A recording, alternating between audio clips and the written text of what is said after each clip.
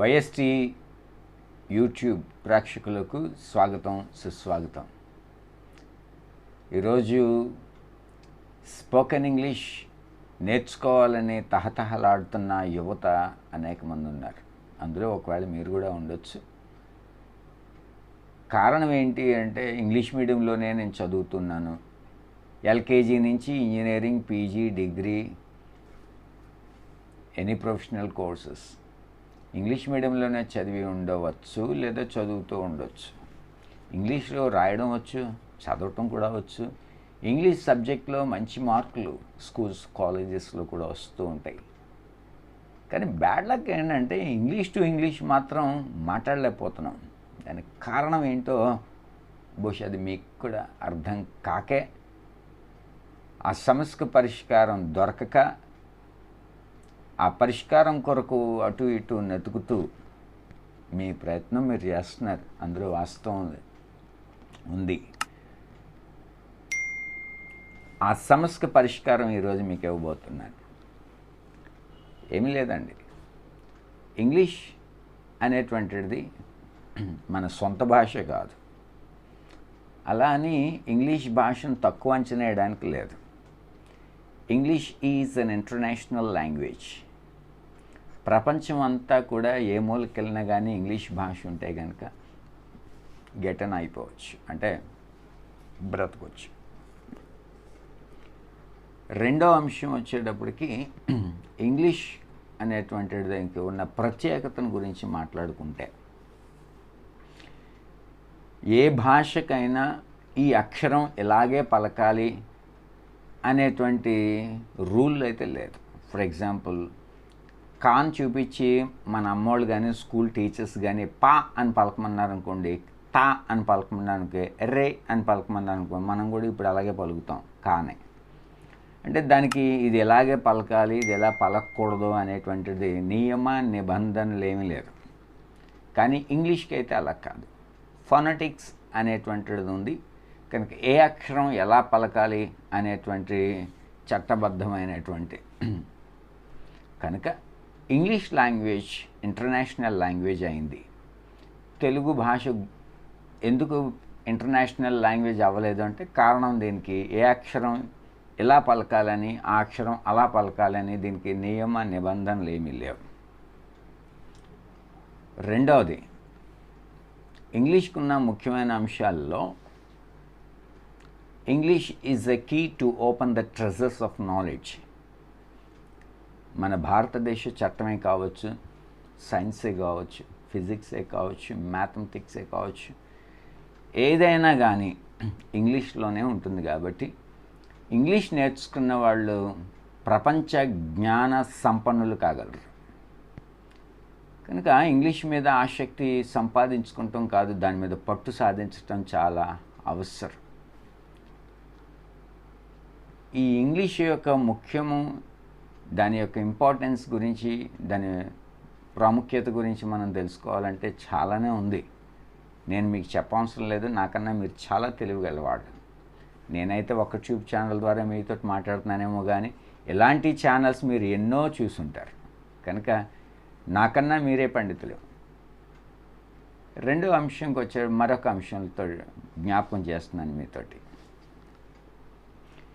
ఈ spoken English అనేటువంటి దాంట్లో మనకెందుకు కష్టం అవుతుంది, మనం ఎందుకు మాట్లాడలేకపోతున్నాం, నేను ఎందుకు మాట్లాడలేకపోతున్నాను మీరు అనుకుంటున్నారు కదా. ఇంగ్లీష్ మీడియంలో చదువుకుని ఇంగ్లీష్ సబ్జెక్ట్లో పాస్ అయిపోయి ఇంగ్లీష్లో బాగా మంచి మార్కులు వచ్చేసి బాగా చదవటం వచ్చి బాగా రాయటం వచ్చి, కానీ నేను ఇంగ్లీష్లో ఎందుకు మాట్లాడలేకపోతున్నాను, అదే కదా మీ సమస్య. ఆ సమస్య పరిష్కరించడం కొరకే ఈరోజు మీతో మాట్లాడుతున్నాను. ఇదేమీ లేదండి, ఇంగ్లీష్ దాకా వెళ్తున్నారు, అసలు తెలుగు గురించి మాట్లాడుకుందామా. మీరు తెలుగులో బాగా మాట్లాడుతున్నారని మీరు అనుకుంటున్నారు కదా, ఇప్పుడు నేను కూడా మాట్లాడే తెలుగు అనుకుంటున్నారు కదా. ఇది వాడుక భాష అంతే.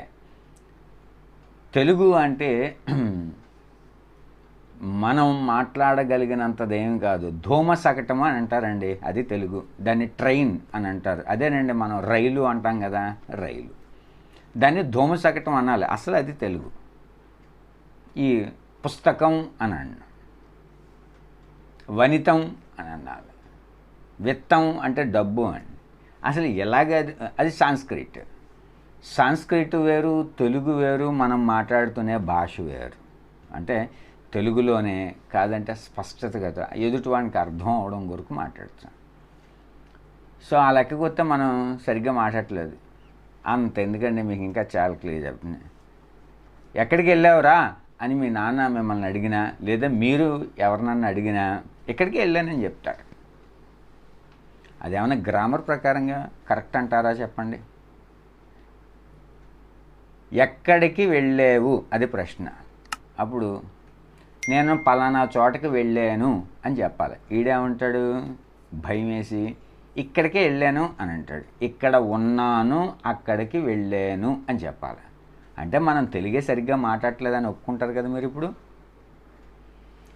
మనం తెలుగే సరిగ్గా మాట్లాడలేనప్పుడు, తెలుగులో తప్పులు మాట్లాడుతున్నా సిగ్గుపడకుండా మాట్లాడుతున్నప్పుడు, ఇంగ్లీష్లో కూడా కొంచెం తప్పులు వచ్చినా కానీ ధైర్యం చేసి ఎందుకు మాట్లాడరు? మాట్లాడటానికి ట్రై చేయండి.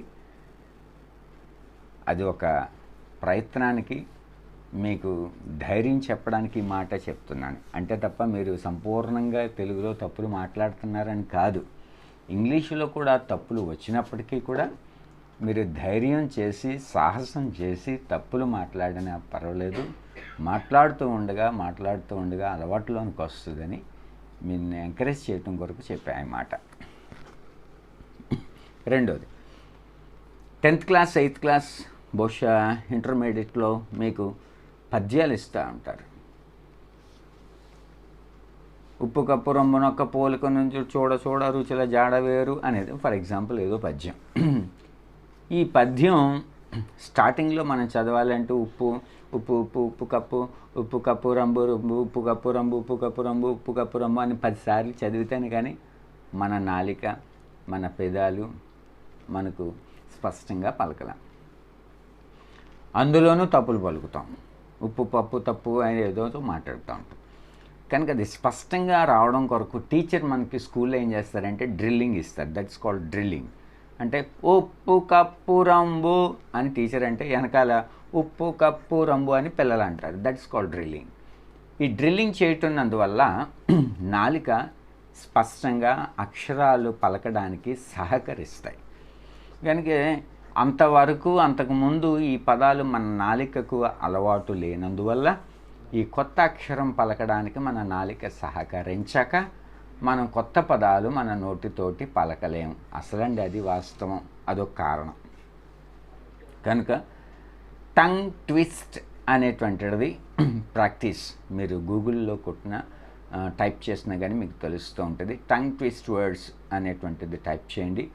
దాని ద్వారా మీరు ఇంగ్లీష్ పదాలను నోటితోటి ప్రాక్టీస్ చేయడానికి ఆస్కారం ఉంటుంది.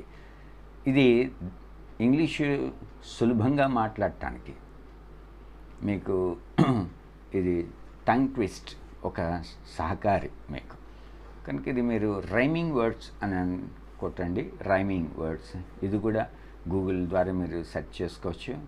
డింగ్ dong bell, pussy in the well, who push out, little Johnny shout, ఇదంతా కూడా రైమింగ్ తోటి ఉంటుంది.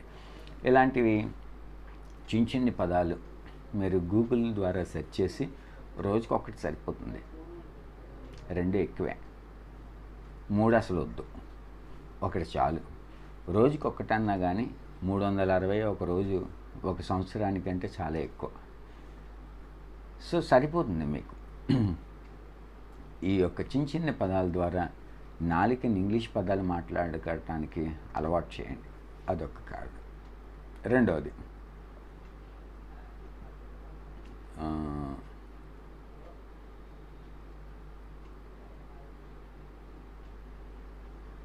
పాస్ కొట్ట ఆన్లో ఉందా, లాక్లో ఉందా, అక్కడ కూర్చో. ఇంగ్లీష్ భాష టోటల్ కన్ఫ్యూజన్ అండి. కన్ఫ్యూజన్ అని ఎందుకన్నాను అంటే సమస్యాత్మకంగా ఉంటుంది.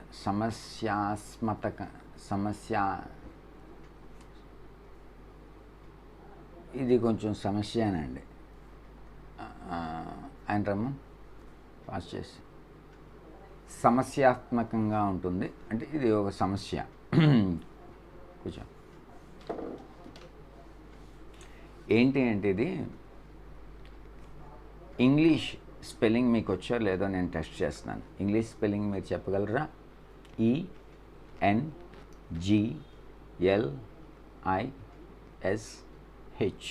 కరెక్టేనండి నేను చెప్పింది? లేదంటే ఒకసారి గూగుల్ క్రోమ్ని అడగండి. ENGLISH English. ఈ ఇంగ్లీష్ని పలకడమే పెద్ద సమస్య అయిపోతుంది ఒకసారి. అర్థం కాలేదు కదా? ఫర్ ఎగ్జాంపుల్ ఇంగ్లీష్ అని అంటున్నాం మనం. English English. తెలుగులో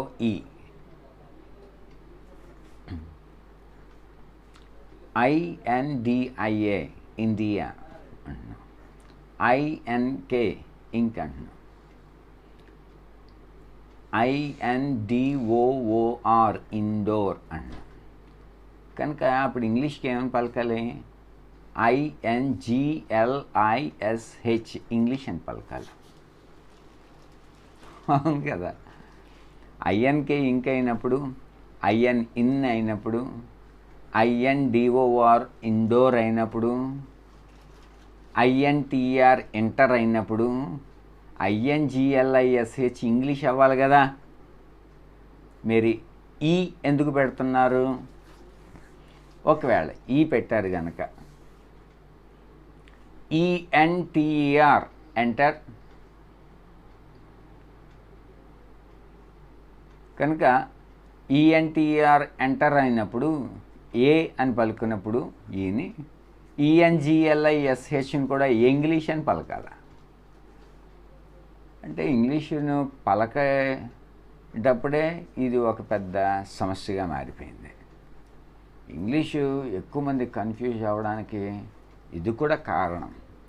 ఫొనెటిక్స్ ప్రకారంగా పోనీ మనం మాట్లాడాలి అని అంటే దీనికి కూడా అమెరికా వాళ్ళు ఒక రకంగా మాట్లాడతారు, జర్మన్ వాళ్ళు ఒక రకంగా మాట్లాడతారు, ఇతర సౌత్ ఆఫ్రికా వాళ్ళు ఒక రకంగా మాట్లాడతారు. అంతెందుకు మన తెలుగే చూద్దండి, స్లాంగ్ అని అంటాం. తెలంగాణ వాళ్ళు ఏంద్రబయ్యి అని అంటారు. తూర్పు ఏ ట్రబుల్ కూడా అని వాళ్ళు మాట్లాడతారు. అంటే వాతావరణాన్ని బట్టి లేదా ప్రాంతాన్ని బట్టి తెలుగే దాని భావం, దాని పదాలు, దాని మాట్లాడే విధానం కూడా మారిపోయినప్పుడు ఇంగ్లీష్లో కూడా ఆయా దేశాలలో ఆయా వాతావరణ స్థితి పరిస్థితులను బట్టి వాళ్ళు కూడా స్లాంగ్ అని అంటాం, దాన్ని అలా మారిపోతూ ఉంటుంది. దాన్ని మీరు దృష్టిలో ఉంచుకుని నేను ఇంగ్లీష్ మాట్లాడలేకపోతున్నాను అనే భయాన్ని మీలో ఉంచుకోకూడదని నేను మీకు ఉచిత సలహా ఇస్తూ ఉన్నాను. రెండోది, ఇంగ్లీషు మీరు ఎలా మాట్లాడినా కానీ భావాన్ని వ్యక్తపరిస్తే సరిపోతుంది. అంతవరకు దృష్టిలో పెట్టుకోండి. ఇప్పుడు నేను మీకు చెప్పబోయేది ఏంటంటే, it seems to be an assertive sentence. I'm Jacob. I am Jacob. ఇది గ్రామటికల్ లాంగ్వేజ్లో చూస్తే దీన్ని అసర్టివ్ సెంటెన్స్ అని అంటారు. కానీ స్పోకెన్ ఇంగ్లీష్లోకి వచ్చేటప్పటికి దీన్నే ఇంటరాగేటివ్ లాగా కూడా మార్చేయచ్చు. అంటే ప్రశ్నగా కూడా అడగవచ్చు. తెలిపి ఇప్పుడు ఐ యామ్ జేకబ్. రే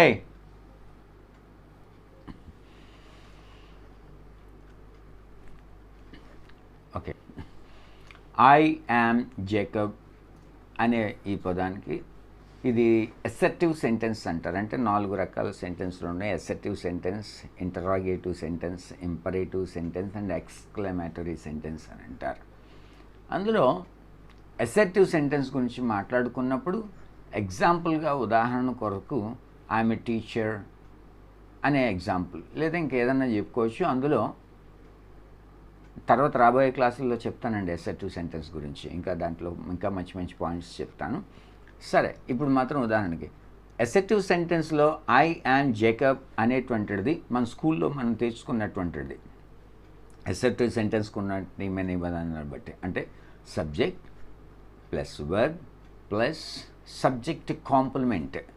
దీన్ని అసెర్టివ్ సెంటెన్స్లో ఉపయోగించవచ్చు. అసెర్టివ్ సెంటెన్స్లో ఇంకా ఉంటాయి. Subject plus verb plus object ఉంటుంది, subject plus verb plus to infinitive ఉంటుంది, అలా subject plus verb plus subject complement ఉంటుంది. అసెర్టివ్ సెంటెన్స్లో ఇంకా చాలా భాగాలు ఉన్నాయి. సరే, అన్నీ మనం తర్వాత రాబోయే రోజుల్లో నేర్చుకుందాం. ఇప్పుడు మాత్రం అసెర్టివ్ సెంటెన్స్ అంటే మీకు ఐడియా ఉంది కాబట్టి, అసెర్టివ్ సెంటెన్స్ స్పోకెన్ ఇంగ్లీష్కి వచ్చేటప్పటికి దీన్ని ఇంటరాగేటివ్ మార్చేయచ్చు. అది ఎలాగా? ఐఎమ్ ఏ జాకబ్ అనేది assertive sentence. I'm a Jacob, I'm a Jacob. The way we deliver the sentence in interrogative, it turns into as an interrogative. And intonation, when we bring the intonation into the language, ultimately the assertive sentences also turn into interrogative. అంటే తెలుగులో నేను చెప్తున్నాను, sorry. అసెర్టివ్ sentence అనేటువంటిది statement లేదా దాన్ని తెలుగులో ఏమంటారు, వాక్యం అంటారు. ఈ వాక్యాన్ని ప్రశ్న కింద కూడా మార్చేయచ్చు. ఎలాగంటే, నేను జాకబ్ రాజునా అన్నట్టు. నేను జాకబ్ రాజుని, నా పేరు జాకబ్. మన తెలుగులో కూడా వాడతాం, నా పేరు జాకబ్ అంటే అది అసెర్టివ్ సెంటెన్స్. నా పేరు జాకబ్, నా పేరు జాకబ్ అంటే దీన్ని నేను దొంగోడిని, నేను దొంగోడిని, అంతే కదా. నేను దొంగోడిని అంటే నేను దొంగోడిని అనేటువంటిది ఆడు ఒప్పుకున్నట్టే అసెర్టివ్ సెంటెన్స్. కానీ దాన్ని ప్రశ్న కింద మారుస్తున్నాడు, దాన్ని interrogative sentence. This is the little variation compared with the writing, writing English or the script or the British English, and when we turn into the spoken English language. Language, English language, just we communicate our feelings with others is called language. మన మనోభావాలను ఎదుటివారికి తెలియచేయడానికి ఉపయోగించేది ఈ భాష. That's it. Hope you follow YST channel. Be regular and be one of the regular viewer of this YST channel. With a new item, I'll meet you once again. Until then, God bless you. Okay. Friends, ఈ YST channel నేను prefer చేసింది ఎందుకంటే ఇది ప్రాక్టికల్గా అందరిలోనూ ఉన్న సమస్య, ప్రతి స్టూడెంట్లో ఉన్నటువంటి సమస్య, ప్రతి స్టూడెంట్లోనూ ఉన్న సమస్య, ప్రతి ఎంప్లాయీస్లోనూ ఉన్నటువంటిది. గవర్నమెంట్ ఎంప్లాయీ కావచ్చు, ప్రైవేట్ ఎంప్లాయ్మెంట్కి లేదా హౌస్ వైఫ్ కావచ్చు, హౌస్ మెయిడ్ కావచ్చు, ఎవరైనా సరే, మర్చెంట్స్ కావచ్చు, అంటే వ్యాపారస్తులు కానీ అందరికీ ఉన్నదే. నేను ఇంగ్లీష్ మాట్లాడాలి, తెలుగు మాట్లాడినంత స్పీడ్గా ఇంగ్లీష్లో మాట్లాడాలి అనే కోరిక అందరికీ ఉంది. కానీ దీనికి ఈ అన్నిటికీ పరిష్కారం కొరకు చాలా ప్రయత్నాలు అందరూ చేస్తున్నారు. అట్ ద సేమ్ టైం వారికి తగిన పరిష్కారం వారికి దొరకట్లేదు, అంచేత వీళ్ళందరూ ఇలా ఉండిపోయారనేది నా భావన. యూట్యూబ్ ఛానల్స్ చెక్ చేస్తున్నారు, చాలా ఎన్నో స్పోకెన్ ఇంగ్లీష్ సెంటర్స్ కూడా వెళ్తున్నారు, కానీ వీళ్ళకి సక్సెస్ అవ్వలేకపోతున్నారు. అస్సలు రహస్యం ఏంటో మీకు తెలియచేయటం కొరకే నేను ఈ YST ఛానల్ ద్వారా మీ ముందుకు వచ్చాను. తప్పనిసరిగా సబ్స్క్రైబ్ చేయండి, తప్పనిసరిగా లైక్ చేయండి, మీ కామెంట్స్ తెలియచేస్తే దాని ప్రశ్నకి జవాబులు నేను చేస్తాను. అలాగే షేర్ చేయండి, మీలాంటి వాళ్ళు బాధితులు అనేకులు దీని నుంచి ఉపశమనం పొందుతారు, సంతోషిస్తారు. ఇది వ్యాపారంగా కాదు, ఒక సేవా భారంగా. ఇంకా ఇతరులకు తెలియచేయండి. అలాగే దీని ద్వారా YST ఛానల్లో సోషల్ మీడియాని కూడా ఫాలో అవ్వండి. మరిన్ని విషయాలు మళ్ళా నెక్స్ట్ ఎపిసోడ్లో మీతోటి పంచుకుంటాను.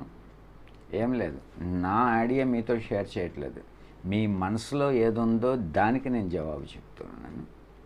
ఇంకా మీకు ఇంకా ఇతర ప్రశ్నలు ఏమన్నా ఉంటే కామెంట్స్ రూపంలో తెలియచేయండి.